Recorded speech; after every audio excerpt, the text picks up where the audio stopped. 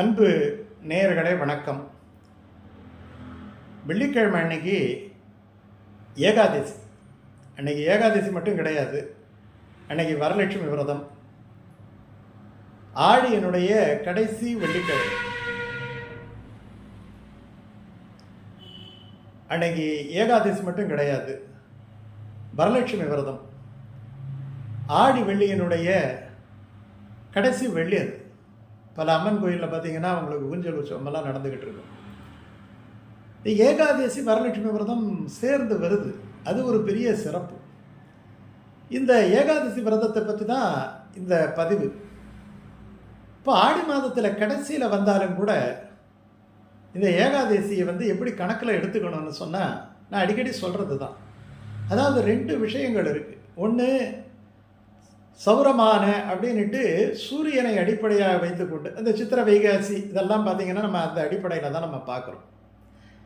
இது ஒரு விதம்.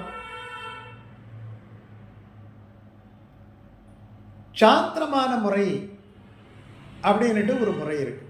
அதாவது சந்திரனை அடிப்படையாக கொண்டது. அது எப்படி வரும் அப்படின்னு வச்சுக்கிட்டா, இப்போ ஆடி மாத அமாவாசை வந்துருச்சு. இப்போ ஆடி அமாவாசை கொண்டாடியாச்சு.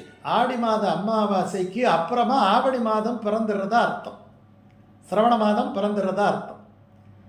அதனால இந்த ஏகாதசியை எப்படி கணக்கில் எடுத்துப்பாங்கன்னா, ஆடிக்கு அப்புறம் ஆடி அமாவாசைக்கு அப்புறம் வளர்பிறை தானே, ஆவணி மாதம் பிறந்துடுது இல்லையா? அப்போ ஆவணி மாதத்தினுடைய வளர்பிறை ஏகாதசியாக இந்த ஏகாதசியை கணக்கில் எடுத்துக்கிட்டு நம்ம அந்த ஏகாதசி விரதத்தை எடுத்துக்கலாம். எப்படி இருந்தாலும் சரி, அது ஆடி மாதமோ ஆவணி மாதமோ 25 ஏகாதசி விரதமும் இருக்கிறவங்களுக்கு இந்த ஏகாதசியினுடைய பெயரை பற்றியோ அந்த ஏகாதசியினுடைய பலனை பற்றியோ ஒரு பிரச்சனையும் கிடையாது.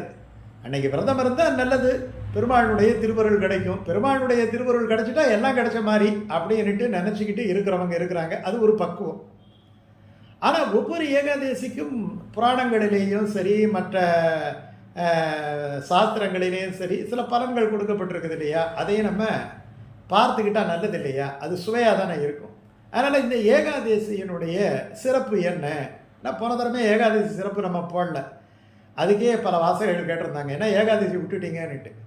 இப்போ இந்த ஏகாதசியினுடைய சிறப்பை காதால் கேட்குறதுலேயே ஒரு புண்ணியம் அப்படின்ட்டு நினைக்கிறாங்க இல்லையா? அவங்களுக்காக தான் இந்த பதிவு. என்ன, இந்த ஏகாதசிக்கு பவித்ர ரோடானி ஏகாதசி, பவித்ரா ரோடானி ஏகாதசி என்னட்டு பேர். சரி, அந்த பேர் இருக்கட்டும். இதுக்கு ஒரு கதை ஒன்று இருக்குது. அதாவது மாகிஷ்மதி அப்படின்ட்டு ஒரு தேசம். அதில் பார்த்தீங்கன்னா மகிஜித் அப்படின்ட்டு ஒரு மகிஜித் அப்படின்ட்டு ஒரு அரசன் ஆண்டு வந்தான். ரொம்ப நல்லா தான் ஆட்சி பண்ணான். ஒரு குறையும் கிடையாது நாட்டு மக்களுக்கு. வரியெல்லாம் ரொம்ப கம்மியாக போட்டான். யார் கேட்டாலும் அவங்களுக்கு என்ன குறையோ அதை தீர்த்து வைப்பான். இப்படி ஒரு ராஜா இருந்தான். அதனால் ஜனங்களுக்கு அவன் மேலே ரொம்ப சந்தோஷம்.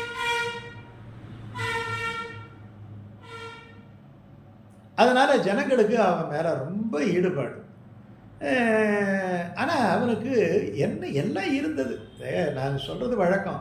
இந்த ராசி கட்டத்தில் 12 கட்டம் இருக்குது இல்லையா? 12 கட்டத்தில் முதல் கட்டம் பார்த்தீங்கன்னா லக்னம் எம்பாங்க, 2வது கட்டம் குடும்பம் தனம் கல்வி எம்பாங்க, 3வது கட்டம் பார்த்தீங்கன்னா சகோதரன் எம்பாங்க, 4வது கட்டம் தாய் வாகனம் எம்பாங்க, 5வது கட்டம் பார்த்தீங்கன்னா பிள்ளைகள் எம்பாங்க, 6வது கட்டம் வேலை கடன் பகை எம்பாங்க, 7வது கட்டம் களத்திரம் நண்பர்கள் மனைவி அப்படி எம்பாங்க, 8 ஆயுள் எம்பாங்க. இப்படி சொல்லிக்கிட்டே வரோம் இல்லையா? இதில் ஒவ்வொன்றும் எல்லாருமே சரியாக இருக்கான்னு நினைக்கிறீங்க? 90 வயசு வரையும் வாழ்ந்துக்கிட்டு இருப்பான், சாப்பாடு இருக்காது. சாப்பாடு ஏராளமாக கொட்டி கிடக்கும், மேஜையில் பார்த்தீங்கன்னா எக்கச்சக்கமாக இருக்கும். சாப்பிட்றதுக்கு ஆரோக்கியம் இருக்காது, ஆரோக்கியம் இருக்காது. டாக்டர் சொல்லிடுவார், தான் இட்லியில் கை வைக்காதே அம்பார். கை வைக்காமல் எப்படி சாப்பிட்றது? சாப்பிடாதேன்னுட்டு தான் அது அர்த்தம். சாப்பிட்டா அவனுக்கு ஒத்துக்காது இல்லையா? இப்படி ஒரு வாழ்க்கை இருக்குது. பீரோ நிறைய பணம் இருக்கும், உபயோகப்படுத்த முடியாது. ஆனால் பணமே இருக்காது, பணமே இருக்காது. ஒரு பஸ்ஸுக்கு போனோம்னா 10 ரூபாய் கடன் வாங்கிட்டு போகிறவங்க எல்லாம் இருக்கிறாங்க. இப்போது எல்லாம் சரியாக இருக்கிறது கிடையாது. அந்த மாதிரி அந்த ராஜாவுக்கு எல்லாம் இருந்தது. ஆனால் சந்தான விருத்தி, குழந்தை இல்லையே. தசரதன் சொல்கிறான், எனக்கு எல்லாம் இருக்குது, ஆனால் எனக்கு பின்னாலே இந்த ஆட்சி செய்வதற்கு ஒரு பிள்ளை இல்லையே என்று நான் கவலையுறுகிறேன் அப்படின்ட்டு வசிஷ்டர்கிட்ட சொல்கிறார். இப்போ ஒரு ஜனங்களை கூப்பிட்டு சொல்கிறார், இனிமேல் உங்கள் எதிர்கால மன்னனை நீங்கள் தேடிக்கிங்க, நான் என்ன பண்ணுறதுன்னுட்டு. உடனே ஜனங்கள்லாம் பார்க்குறாங்க, தன்னுடைய தலைவன் வந்து இப்படி இருந்தால் நமக்கு சங்கடமாக இருக்கும் இல்லையா? நமக்கு நமக்கு எல்லாம் இருந்து நமக்கு வேண்டியவங்களுக்கு ஒன்று இல்லைன்னு வச்சுக்கிங்க. நமக்கு எல்லாம் இருக்குது, ஆனால் நமக்கு ரொம்ப ஃப்ரெண்டாக இருக்கிறாரு, இல்லை பக்கத்து வீட்டுக்காரராக இருக்கிறாரு. நான் ஒரு விஷயம், பக்கத்து வீட்டுக்காரர் இல்லைன்னா ரொம்ப பேர் சந்தோஷமாக இருக்கும், அது வேறு விஷயம். நான் சொல்கிறேன், இப்போது இல்லைன்னா நமக்கு ரொம்ப கஷ்டமாக இருக்கும் இல்லையா? ஐயோ அவனுக்கு அது இல்லாமல் போயிடுச்சேன்னுட்டு. அந்த மாதிரி இந்த ஜனங்களுக்கெல்லாம் நம்ம ராஜாவுக்கு பிள்ளை இல்லாமல் போயிடுச்சு, உடனே சரி இதுக்கு ஒரு பரிகாரம் பண்ணணும். உடனே காட்டுக்கு போயிட்டு லோமஸ் முனிவர் அப்படின்ட்டு ஒரு முனிவரை பார்த்து கேட்குறாங்க, எங்கள் ராஜாவுக்கு ஏன் பிள்ளை இல்லாமல் போயிடுச்சு, எல்லாம் நல்லது தானே பண்ணுறாரு அப்படின்ட்டு. அவர் உடனே யோசனை பண்ணுறாரு, எல்லாம் நல்லது தான் பண்ணுறாரு, ஆனால் வினை என்பது ரொம்ப வலிமையானது. இந்த ஜென்மத்தில் நீங்கள் நல்வினை செய்திருந்தாலும் சென்ற ஜென்மத்தில் ஏதாவது தப்பு பண்ணியிருந்தா அதனால தானே நல்லவன் சில நேரங்களில் ஐயோ இவன் என்ன நல்லவனாக இருக்கிறான் இப்படி கஷ்டப்படுறானேன்னு தோணுது. அந்த மாதிரி அவன் ஒரு வணிகனாக இருந்தான். எங்கேயோ வியாபாரம் போயிட்டு வந்து இருந்தால் தண்ணி தாகம் எடுத்தது. பக்கத்தில் ஒரு சின்ன குளம் ஒன்று, அந்த குளத்தில் போய் தண்ணி குடிக்க போனால் அங்கே ஏற்கனவே அந்த இறங்குற மாதிரியான அந்த படி இருக்குது இல்லையா? எல்லா இடங்களையும் இறங்க முடியாது தண்ணியில், எல்லாம் காடு மாதிரி வளைஞ்சு கிடக்கும். அதாவது ஒரு இடம் தான் போகிற மாதிரி இருக்குது. அந்த இடத்துல ஒரு பசுமாடும் கண்ணுக்குட்டியும் தண்ணி குடிச்சிக்கிட்டு இருக்கு, அதுக்கு தாகம். இவனுக்கு தண்ணி அவசரத்தில் என்ன பண்ணால் போய் அந்த கண்ணுக்குட்டி பக்கத்தில் நிற்கிது, அது இன்னும் தண்ணி சாப்பிடவே ஆரம்பிக்கல, பசுமாடு தான் தண்ணி குடிக்குது. நேராக போய் இது என்ன நம்ம குடிக்கிற நேரத்தில் நம்ம தாகமே பெரிய தாகமாக இருக்குதுன்னுட்டு ஓங்கி ஒரு அடி அடித்து அந்த பசுமாட்டையும் கண்ணுக்குட்டியும் விரட்டிட்டான். மனுஷன் மட்டும்தான் எல்லாம் நாயை விரட்டுவான், பாம்பை எல்லாரையும் விரட்டுவான். பார்த்தீங்களா? அது நம்மளை விரட்டுமான்னு பார்க்கலாம். விரட்டினா கூட நம்ம ஒரு குச்சி எடுத்து அது உருண்டு போயிடும். எல்லா வலிமையும் இவன்கிட்ட தான் இருக்குது இல்லையா? விரட்டு போயிடுச்சு, தண்ணி குடிச்சிட்டு போயிட்டான். அது தண்ணி தாகம், அந்த கண்ணுக்குட்டியும் தண்ணி தாகம் இல்லாமல் போயிடுச்சு. இதெல்லாம் ஒரு அக்கௌண்ட் ஆகுது இல்லையா? இதெல்லாம் வினைகளாக சேர்ந்து இவனுக்கு புத்திர பிராப்தி இல்லாமல் பண்ணிடுச்சு. சரி ரைட்டுங்க, இப்போது காரணத்தை தெரிஞ்சுக்கிட்டோம். இப்போ நாங்கள் என்ன பண்ணணும்? நீங்கள் என்ன பண்ண முடியும்? நீங்கள் என்ன பண்ண முடியும்? இல்லை சொல்லுங்கள், எங்கள் ராஜாவுக்கு குழந்தை இல்லாதது கஷ்டமாக இருக்குது, நாங்கள் என்ன பண்ணணும்? சரி ஒன்று பண்ணுங்க, ஆவணி மாதத்தில் வளர்பிறை ஏகாதேசி நீங்கள் எல்லாம் சேர்ந்து இருங்க. இந்த ஏகாதேசிக்கு ஒரு பலன் இருக்கும் இல்லையா? அந்த பலனை நீங்கள் உங்கள் ராஜாவுக்கு தத்தம் பண்ணி கொடுத்துருங்க. தத்தம் பண்ணி கொடுக்கும்போது சங்கல்பம் பண்ணுங்க, எங்கள் ராஜாவுக்கு ஒரு சத்புத்திர பிராப்திக்காக இந்த ஏகாதேசி விரதத்தினுடைய பலனை நாங்கள் தத்தம் செய்து கொடுக்குறோம் என்ன. தீர்த்தத்தில் கையெழுத்து போடுற மாதிரி, டாக்குமெண்ட்டில் போடுற மாதிரி, டாக்குமெண்ட்டை கூட மாற்றி கையெழுத்து போட்டுடலாம். ஆனால் சூரிய சந்திர சாத்திரி சாட்சியாக நம்ம நீர் வார்த்து தத்தம் பண்ணி, அதனால தான் பெண்ணை கூட கொடுக்கும்போது நீர் வார்த்து தத்தம் பண்ணி கொடுக்குறோம்.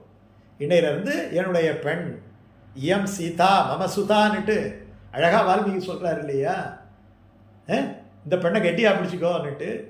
சரி, அந்த மாதிரி தத்தம் பண்ணி கொடுத்துருங்கிறார். அப்படியே அவர்கள் செய்கிறார்கள், தத்தம் பண்ணி கொடுக்குறார்கள். அந்த மகாராஜாவுக்கு குழந்தை பிறகுது. அப்போ குழந்தை இல்லாதவர்களுக்கு குழந்தையை பிறக்க வைக்கக்கூடிய ஒரு அற்புதமான ஒரு வரம் தருகின்ற, புத்திர வரம் தருகின்ற, சத்புத்திர பிராப்தி தருகின்ற ஒரு ஏகாதசி விரதம் இது. ஏகாதசி விரதத்தை எப்படி இருக்கணும்? பட்னியாக இருக்கணும், இல்லை கொஞ்சம் பால் பழம் சாப்பிட்டு இருக்கணும். அவங்களுக்கு தகுந்த மாதிரி இது நிறைய தரம் சொல்லியாச்சு.